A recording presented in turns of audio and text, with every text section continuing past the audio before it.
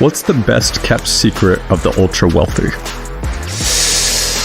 Why did you speak at a Trump rally? Why? Because I'm pissed off. We literally tore this country apart over a 2% tax.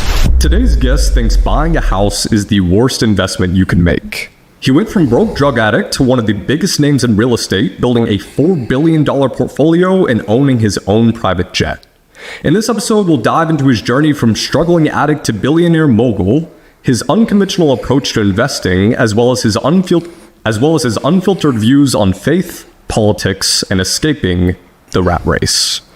Grant Cardone, welcome to the Jack Neal Podcast. Yeah, Jack, great to be here, man. You cut me by $1 billion on my real estate. Oh, you're at $5 billion now. Yeah, so no offense, but I just hate to take a haircut this early in the interview. Yeah. Well, dang, by the time this comes out, it could be 6. It could be. Yeah. But so we're at your house in Malibu right now, and it's pretty nice, man. I appreciate you having us out here. Yeah, thanks, man. I want to say, why is this house the worst investment you've ever made?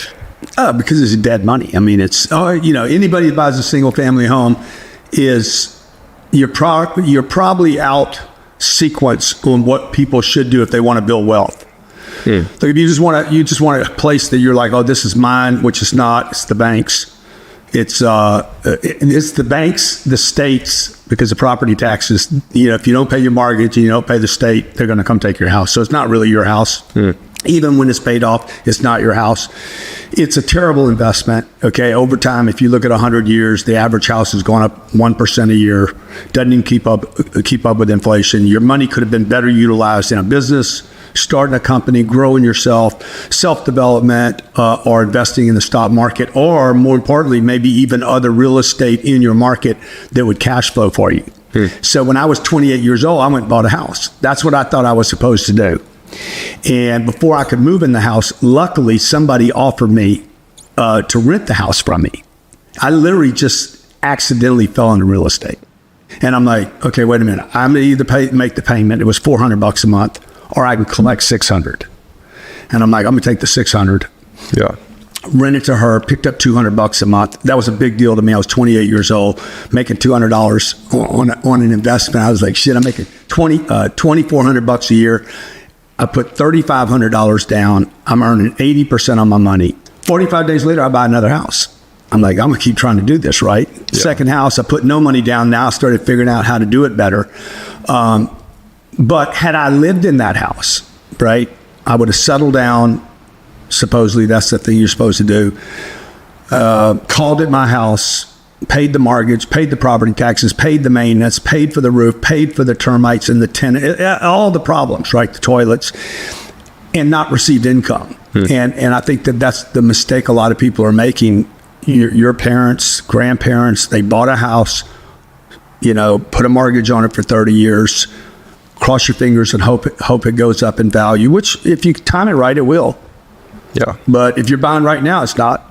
It's going to be flat money or negative. So would you say buying a house is a worse investment than stocks or a Roth IRA? Yes. All those things. Well, the Roth IRA, I mean, you're picking up some of the worst. So buying a house is the worst investment. It's dead money, man. Like, you're not going to make money there.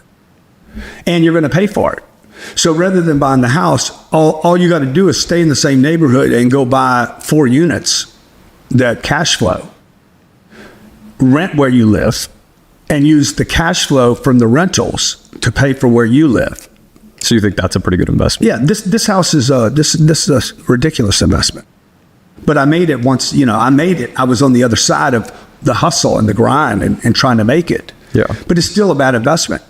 Like, this house is $40 million. The property taxes are $600,000 a year. So $50,000 a month in property taxes. The interest, had a mortgage on it, would be equal to $2.8 million a year. So that's $200,000, $220,000 a month. So I have to make, what is that? $280,000 a month. In the first year, I have to make $3.2 million. I'd have to buy the house for $40 million. A year later, sell it for $43 million. It gets worse in year 2. Now I got to sell it for $47 million to break even. In year 3, I have to sell it for $51 million. In the first 3 years, I'd have to make $11 million on the sale to break even. And I didn't have $40 million earning money. Yeah. So it's a terrible investment. And your audience is going to hate me for saying that, but it is. It's a freaking terrible investment. So if your uncle, your almost rich uncle tells you to go buy a house, it's better to own than rent, he's wrong. Yeah. Do you think this is just old news and at one point it was relevant? I don't think it was ever relevant. I think it was always a scam by the banks. Bank of America has made more money lending people money to buy a house. So they started banks. They're like, we need to find a way to make money. Yeah. We need products. We need products to have a bank. Yeah. They said, hey, let's lend people. It's a good collateral. They'll put 5 or 10 or 15 or 20% down, and we'll lend them the money for the house. It's a great loan for 30 years. We get income from it. Loans are assets on a bank's books. A loan for you or debt for you is a liability, but for them it's an asset. That makes sense. So it doesn't make sense to me. It's completely backwards balance sheet, right? Banks are terrible, very high risk vehicles. But people believe that if I save my money at the bank, it's safe. It's not safe. And they think if I get a mortgage, I'm somehow building my net worth. You're not building your net worth when you get a mortgage. Okay, and you're not building your credit score. By the way, rich people don't look at their credit score. They look at their assets.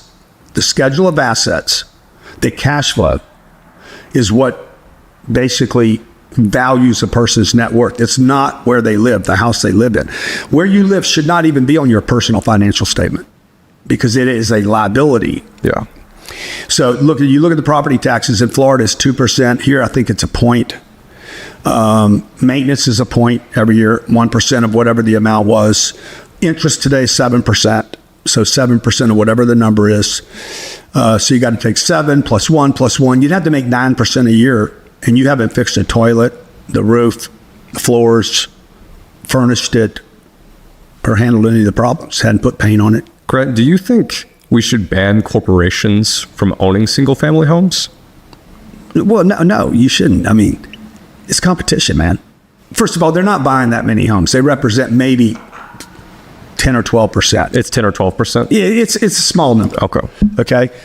Look, there's so many myths out there. There's so many untruths out there, like the single-family home's a great investment. Companies are buying Blackstone. Blackstone isn't buying they're not buying fucking single-family homes. They're buying companies that might own 10,000. So they would come, we own 15,000 units, not single families, but apartment complexes. Blackstone or BlackRock would come consume my whole entity before they would consume one apartment complex at a time. Yeah, that makes sense. So it's a bit of a misnomer that, the big corporations are buying all the single family homes. Even if they did, I wouldn't care. How about international investors? Do you think they should be in the real estate market in the U.S.? Well, they are. I mean, they are. There's probably top 5 investors in America is Canada. They love to come down here. Do you think that should be allowed, though? Like, as someone who's pretty patriotic? Doesn't bother me, man. No? Doesn't bother me. Let China come over here and buy shit. It doesn't bother me. You just like the competition of it? I like that. I like the action. I like the action. I like that. I like the competition of it. I like the fact that if I build a big enough portfolio, or when we do build a big enough portfolio, maybe one of those guys come gobble me up. But competition's a good thing, man. It's not a bad thing. It's good. It's good to have activity. I compete with all those big guys every day, like Cardone Capital, my company that we started raising money for, buying these big institutional quality assets. We're every deal I'm on, I'm competing with a Canadian company, possibly a company from Europe, big banks. These are massive institutions. Bank of America, J.P. Morgan. These are Goldman Sachs, Nuveen, all these big life companies. They're all Jack. They're all doing business with other countries, and they have investors from other countries. So we're trying to buy their assets and basically democratizing those assets, because I don't use the money of the big banks. What I do is democratize the asset amongst my audience. Yeah. So my followers or fans, investors, people that support me and believe in me can invest alongside of me, with me, rather than me going to Bank of America or Blackstone for money. I just go to my audience and we own that asset. And that's what people should start thinking about doing today. Yeah. They should use the new examples of ways to raise money that didn't exist 10 years ago, like crowdfunding, like I'm doing. So you look in markets like Arizona, possibly Florida, maybe. What are the states that you look at predominantly? You've listed a couple of them already. Yeah. Arizona, Texas, Florida. Do you ever look at international markets for real estate? Oh, we do. I was in Dubai recently looking. Really? Yeah. What do you think are some untapped international markets for real estate? Well, the question is whether the time's right. Like I wouldn't buy Dubai right now because I think Dubai's overbuilt. They have 100,000 new units coming on. So, look, I got my hands full in America. Dude, there's enough real estate here in America. We own 15,000 units, about $5 billion. My goal is to go to 150,000 units and $50 billion or higher. I know I can do this. I absolutely 100% know that I can pull this off without using institutional money and banks and big corporations. So I got my hands full. This is the best real estate market in the world. Really? Particularly for the rental market, because we're the largest rental community on planet Earth. Houston, Texas, for instance, has more rentals. 50% of the population of Houston, Texas, about 6 million people, rent. It's the largest apartment concentration in the world. You go to Dubai, you can't really do rentals like that. Or you go to Canada, you can't find big rental communities like you'll see in Hollywood where you live. You see those big complexes, that's the kind of stuff we buy, the new stuff. Yeah, everyone I know rents because we're in LA. Yeah. And by the way, it's cheaper to rent in LA than it is to own. Definitely. Yeah. It's cheaper to rent in Miami by probably 3 times than it is to own. It's cheaper in New York. It's cheaper to rent in New York City by probably 3 or 4 times. So this idea that rent is a waste of money is not true. It's an old idea, came back from my parents, that renting was bad. But that's when a house was $7,500. Today, a house is $400,000. Average house in America is $440,000. In California, it's $880,000. The mortgage on an $880,000 house today would be, I don't know, what, 800 times, it'd be $56,000 a year in interest. That'd be almost $5,000 a month in interest. That's before HOA, property taxes, or maintenance. So you're talking about a $7,000 or $8,000 mortgage on a median home. This isn't a nice house. So, like, here's some stats today. 8.3% of millionaires are renters today. Not because they can't afford a home, because they'd rather rent. They're like, dude, I'd rather just move in, live there for 10 or 14 months. If they don't treat me right, I'll move out.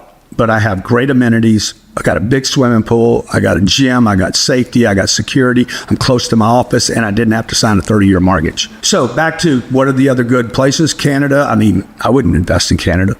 You know, they're crashing out right now. Yeah. Singapore, maybe, but I don't know the market. Like, would I go to Africa or India? India is going to build a big middle class, but I don't know the market. So if you don't know the market, I don't know how to go invest. Have you looked into Eastern Europe at all? Yeah, but where? Bulgaria? Maybe Poland? Poland? Fuck, I mean, why? Why would you do that? I don't know. I've heard from some real estate guys that they're looking at Poland. You think the people in Poland want to be in Poland, or you think they want to be in LA? So when do you foresee yourself like upping that salary, like $100K, $1 million a year? Is it going to be when she provides more value? Dude, my daughter has done so much for our business. Both of them, by the way. Yeah. I got Sabrina and Scarlett. They have both contributed so much to our family, our lifestyles, how we travel, how supportive they are. Like the whole time, ever since they were this big, we were like, you're part of the team. You're not a little kid. Everybody's going to look at you like a little kid, but you're not. You're part of the Cardone family. You're part of our team, dude. We need your help. We need your support. People depend on us. We're superheroes. My wife used to tell them, we're superheroes to regular people. And you guys are part of the superhero. How much did you earn this month? $3,500. $3,500 she's up to. I didn't give her 30. Do you want to say it into the mic? Yeah. How's it going? Nice to meet you. Yeah, Jack, you want to say how much you earned this month? How much did you make this month? I earned $3,500 this month From where? from my investments in real estate, which I've been investing in for about 6 years with the money that I earned working for you. Yeah. What do you think you could do to get $1 million a year from your dad? $1 million a year from you? Yeah, come for the business. Down, talk to me. Here. Come sit down right here. Just careful with the cave. Yeah, sorry, dude. Sorry. I don't know if that's possible right now. Right now? Yeah, but he's asking you, what could you do to earn $1 million? In the future, maybe running Cardinal Capital. Is that the right answer? I mean, I don't know, dude. Like, why does she got to go to $1 million right now? Like, that's a big number, dude, for a 15-year-old.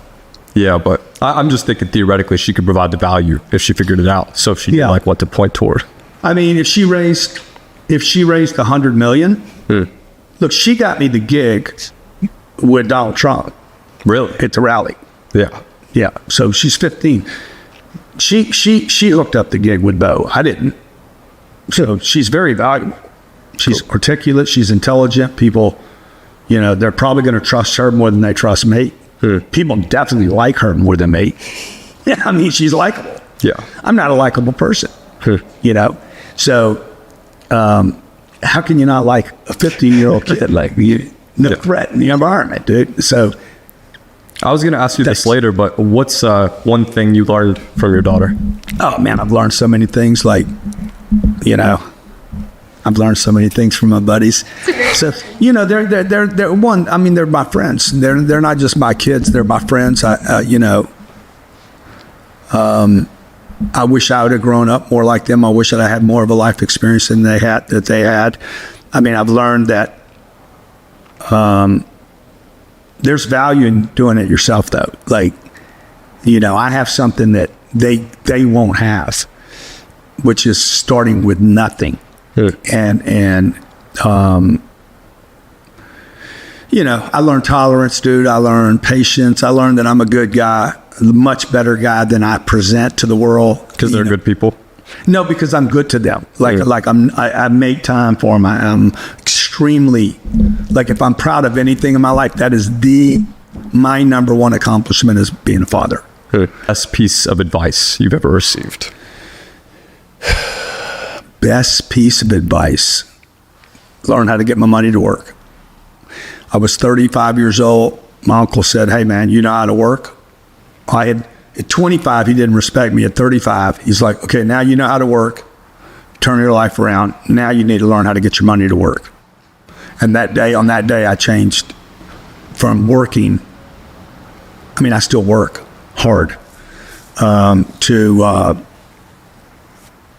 to learn how to get money to work. Well, cool. Well, everyone, this has been the Jack Neal Podcast. This is your guest, Grant Cardone. Yeah, thanks. Appreciate you taking the time. Thank you, man.